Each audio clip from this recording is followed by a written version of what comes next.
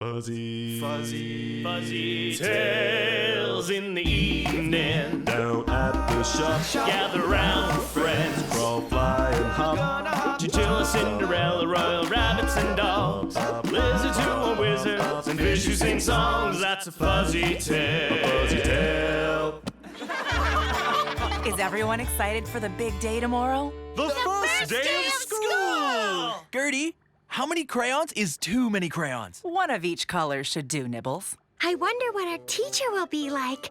Oh, I hope they like us. Trust me, your teacher will be just as excited to teach you as you are to learn. In fact, why don't I tell you a fuzzy tale all about a very special teacher who taught at a very special school? Please. This story is called The Little Teacher Who Taught in a Shoe. That's so silly. Who's gonna... Willa, why don't you play our teacher? All right. Nibbles can play the friendly giant, and the rest of us can play new students. Everybody ready? Let's begin. Once upon a time, there lived a little chinchilla who taught in a one-room schoolhouse made out of a shoe. And today was the most exciting day of the year.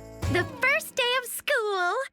I've got a nice clean blackboard, my favorite color of chalk, and enough books for everyone. Let the school year begin! Every year brought lots of new students, and at this school, everyone was welcome. There were ducks, mice, kittens, and fish, guinea pigs, parrots, puppies, and lizards. The little teacher who taught in a shoe never turned down a student who wanted to learn. Cheese! Her classes were always lots of fun. They would dance while learning their numbers 1, 2, cha-cha-cha. 3, 4, cha-cha-cha. and learn their alphabet by singing opera. A, B, C. A, B, C. Her school became so popular that word spread across the land and more students were showing up every day. I'm a little teacher with a big problem. This shoe just doesn't fit anymore. So the little teacher who taught in a shoe ventured out to find a new, much bigger classroom. First, she considered becoming the little teacher who taught under the sea. But what about the kittens? They don't swim very well. Then, she considered becoming the little teacher who taught in a barn. This is way out in the country. It would take the turtles forever to get to class. She even considered becoming the little teacher who taught in a tree. But what about the ducklings? Their wings are too small to fly up this high. I have to find a place that is a perfect fit for everyone, no matter how long it takes. It was beginning to look hopeless. The next day, the little teacher was paid a visit by a very unexpected visitor. Who is it? It's Nibbles! I'm your new student. The little teacher couldn't bear to turn him away. Well, it's going to be a little tight in here, but I think we can squeeze you. Oh, wow. My mom said you should bring your teacher an apple on your first day of school. So here you go. Picked it myself. Thank you. It's very nice to meet you, Nibbles, but What's wrong? I'm sorry. I just don't have room for any more students. I wish I could sprinkle fairy dust on my classroom and make it grow. I was really looking forward to starting my first day of school. My mom got me a backpack, 2 of every crayon, and a brand new pair of boots. Guess we've both got good reasons to feel sad. Wait a minute. Did you say new boots? Like giant boots? Yeah! Well, what are you going to do with your old ones? I think they'd be too big for you, Miss Willa. Not for me, for the schoolhouse. Great idea! But what about me? Where am I going to fit? Don't worry, leave that to me. So the little teacher who taught in a shoe got her new schoolhouse. And now there was plenty of room for everybody. Can you hear me out there, Nibbles? Loud and clear, Teach! There's just one problem. About my homework. A dog ate it. Sorry, I was hungry. And from that day forward, she was known as the little teacher who taught in a giant's boot. The end. What a great story, Gertie. Yeah, and we learned a lot. Like what? 1, 2, cha-cha-cha. 3, 4, cha-cha-cha. Good luck on your first day of school, everyone.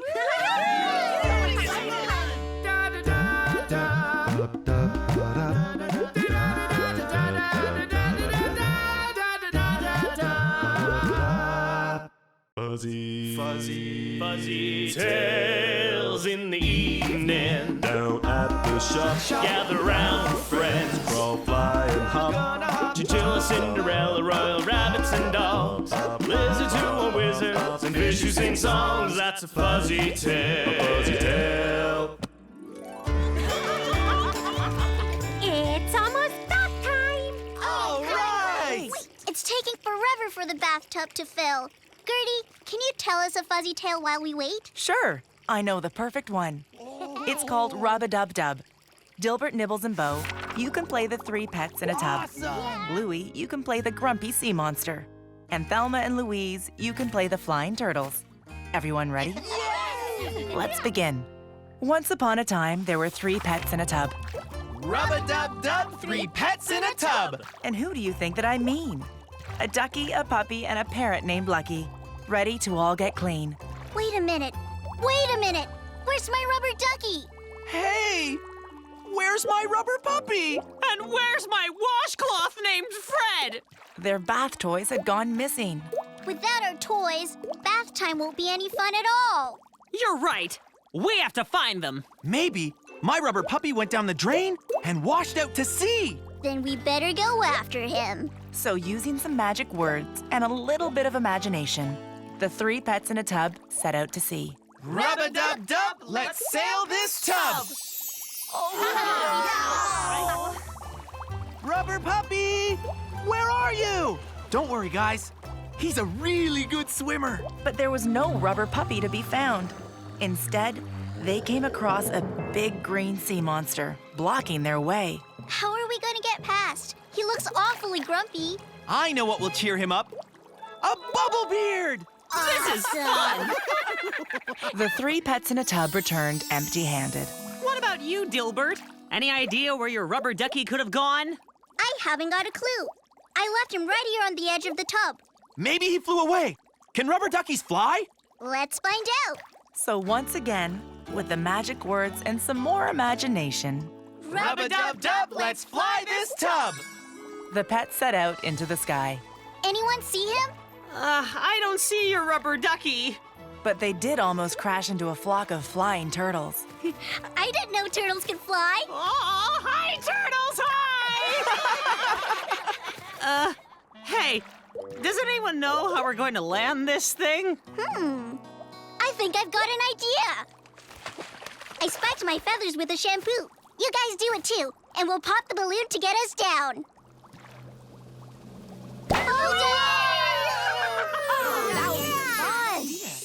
Great landing. Okay, Bo, where should we go next? Any idea where your washcloth could have gone? Who, Fred? Knowing him, he's probably taking a trip back to his home planet. Your washcloth is an alien? Aren't all washcloths? So once again, Rub-a-dub-dub, let's blast off this tub!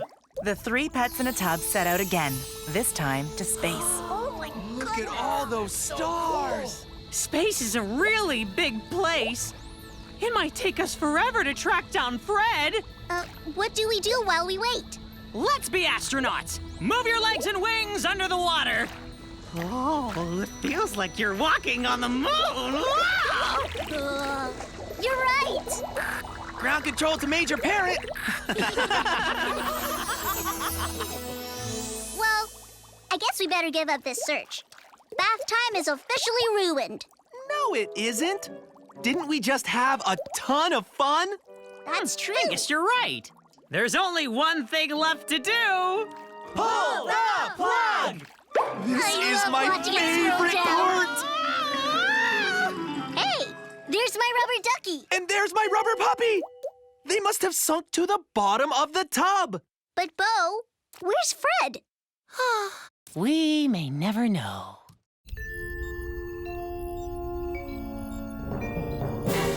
The end. Wow, that's such a clean ending. Okay, everyone, the tub is filled. Where should we go? The desert! Woohoo! Up a mountain. To the bottom of the ocean. Oh, that Sounds so much fun!